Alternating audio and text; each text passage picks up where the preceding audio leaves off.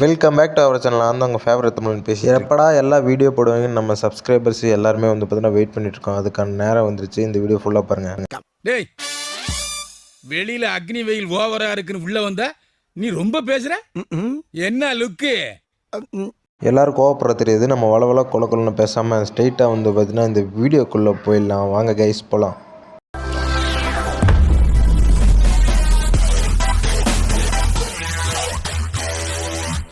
நம்ம உலகத்தில் வந்து பார்த்திங்கன்னா ஒரே மாதிரி 7 பேர் இருப்பாங்கன்னு சொல்லி கேள்விப்பட்டிருப்போம். ஆனால் அது உண்மையான நமக்கு தெரியாது. நான் இன்ஸ்டாகிராமில் வந்து ஒரு 7 பேர்த்த பொறுக்கிட்டு வந்திருக்க பாருங்க. எனக்கு கீழே நிறைய மாத்திரை கட்சிது. வா உனக்கு தரேன். Okay doctor. இதை பார்த்துட்டு நிறைய பேர் இது சூர்யா தான் நினச்சிருப்பீங்க. ஆனால் உண்மையாலுமே இது சூர்யா கிடையாது. சூர்யா மாதிரி இருக்க வந்து பார்த்தீங்கன்னா ஒருத்தர்.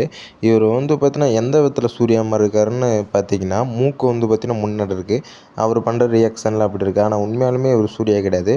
சும்மா ஒரு டூப்புன்னே சொல்லி ஆகலாம். டூப் ஆர்டிஸ்ட்டாக கூப்பிட்டு இவர் போய் நடிச்சிடுவார்னு சொல்கிறேன்.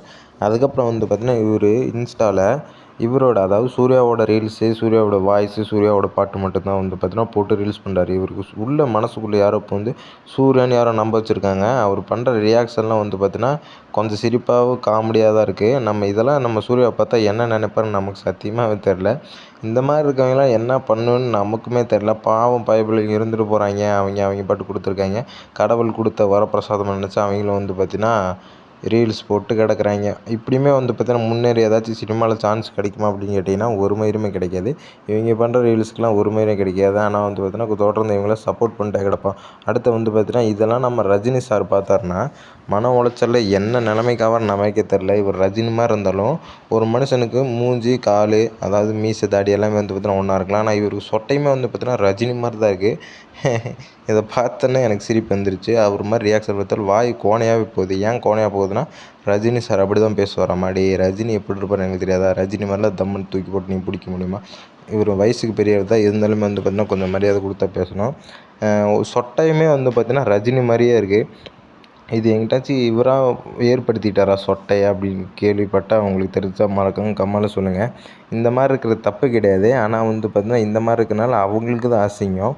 ஏன்னா நிறைய பேர் ட்ரோல் பண்ணுவாங்க. அதுக்கப்புறம் வந்து பார்த்திங்கன்னா அவங்க எவ்வளோ பெரிய உழைப்பு அதாவது உழைப்பால் உயர்ந்தால் வந்து பார்த்திங்கன்னா இவ்வளோ நல்ல நிலைமைக்கு இருக்காங்க. ரஜினி, சூர்யா, விஜய் எல்லாருமே இவங்கள வந்து பார்த்திங்கன்னா இந்த மாதிரி பண்ணால் அவங்களுக்கு என்ன மரியாதை இருக்குது? இவங்க வந்து பார்த்திங்கன்னா காமெடி பண்ணி ட்ரோல் பண்ணி இவங்களுக்கெல்லாம் என்ன தண்டனை கொடுக்கணும்னு நமக்கு சத்தியமாகவே தெரில. அடுத்து யாரை பார்க்குறோன்னா அடுத்து வந்து பார்த்திங்கன்னா இளைய தளபதி. சின்ன வயசில் இப்படி தான் இருந்திருக்காரு நம்ம தளபதி. ஆனால் வந்து பார்த்திங்கன்னா தளபதி கிடையாது, வேற ஒருத்தர். அவர் மாதிரியே வந்து பார்த்திங்கன்னா இருக்கிற சில பேர் இவருக்கு மனசுக்குள்ளே இளைய தளபதின்னு தான் நினப்பு. இவர் பண்ணுற ரியாக்ஷன் எல்லாமே வந்து பார்த்திங்கன்னா வாய்ஸ் சுத்தமாக வந்து பார்த்திங்கன்னா தளபதி செட்டே ஆகல. தளபதி எப்படி இருப்பார் நமக்கு எல்லாத்துக்குமே தெரியும். இதெல்லாம் வந்து பேரை கிடக்கிறதுக்கும் வந்திருக்காங்க. இவங்கெல்லாம் கள்ளிப்பால் சின்ன வயசுலேயே கள்ளிப்பால் ஊற்றி கொண்டு வந்தால் இந்த நிலைமைக்கு வந்திருப்பாங்களா? பாவம் அவங்களும் வந்து பார்த்திங்கன்னா கடவுள் கொடுத்த பிரசாதமாக நினச்சிட்டு வந்து பார்த்திங்கன்னா பண்ணிட்டு போகிறாங்க. அதுக்கு கீழே வந்து பேட் கமெண்ட்ஸ் நம்மளாம் பண்ணிட்டு தெரியும். பேட் கமெண்ட்ஸ் பண்ணிகிட்டு இருக்க நம்ம யாருமே வந்து பார்த்திங்கன்னா இந்த மாதிரி ரீல்ஸ் பண்ணணும் அப்படிங்கிற நமக்கு நினப்புமே வரக்கூடாது, வராது. அவங்களாச்சும் பண்ணிட்டு போகிறாங்க, விடுங்க.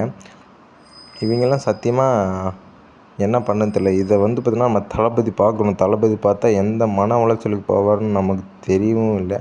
இவர் ரியாக்ஷனை வந்து பார்த்திங்கன்னா எனக்கு சிரிப்பு தான் வருது. பார்த்து சிரித்து வந்து பார்த்திங்கன்னா வயிறு வலிச்சதாங்க மிச்சம். இவங்கெல்லாம் என்ன பண்ணுறதுன்னு நமக்கு தெரியல. ஒருத்தரை பார்க்குறோம். நம்ம தளபதியை பார்த்துருக்கோம். அடுத்து வந்து இளைய தளபதி பார்த்தாச்சு. அடுத்து 3வது தளபதி. இவர் வந்து பார்த்திங்கன்னா இவர் எந்த ரகத்தில் சேர்க்கறதுனே தெரியல. பார்த்தாலே சிரிப்பு வந்துட மாட்டிருக்கு. அவர் மாதிரி ஹேர் ஸ்டைல் லியோ படத்தில் இருந்த மாதிரி ஹேர் ஸ்டைலு லியோ படம் வந்தது போதும் இவர் வந்து பார்த்திங்கன்னா எடுத்து மாட்டிக்கிட்டார். இவரை பார்த்தா சிரிப்பு தான் வருது. ஒரு பக்கம் வந்து பார்த்தீங்கன்னா கோபம் வருது. அவரை மாதிரி பண்ணுறேன்னு சொல்லிட்டு வேற ஒருத்தர் மாதிரி பண்ணி எடுத்துட்டாரு. இதெல்லாம் போதும்டா, நிறுத்திக்கோங்கடா. நிறுத்திட்டு கம்முன்னு பொழப்ப போய் பாருங்கடா, சரிங்களா?